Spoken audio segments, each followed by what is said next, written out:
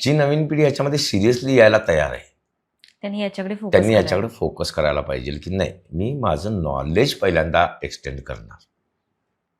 मी भले आणखीन 10 जणांच्या सोबत काम करायला लागेल, मला वाटतं की मला हा येत नाही गोष्ट, ही मला येत नाही आहे गोष्ट, ती मला येत नाही, मी शिकून घेईन. Second thing is a paper work. तर मस्ट तुम्ही काय करताय, काय केलंय, काय नाही, तुम्हाला काय करायचं आहे हे तुम्हाला पेपर वर्कवर ऑन पेपर यायलाच पाहिजे.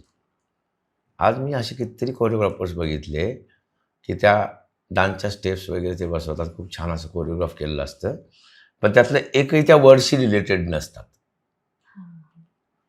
गाणं ज्या वेळेला बनतं त्यावेळेला ते रिदमवर नाही बनत, फक्त ते शब्दांवर बनतं. शब्द पण म्हणजे शब्दाची ताकद मोठी असते. शब्दाची ताकद तुम्हाला एक्सप्रेस करायला मदत करते. रिदम तुम्हाला बॉडी मुवमेंटला मदत करतात, पण वर्ड्स तुम्हाला तुमच्या भावना एक्सपोजर करण्यासाठीच्या असतात. हे तुम्ही त्याच्यावर विचारच केलेला नसतो. मग तिथं स्टेप्स IMP असतील तर मग 4 अशा घेतल्या, 8 स्टेपमध्ये तुम्ही डान्स संपवता.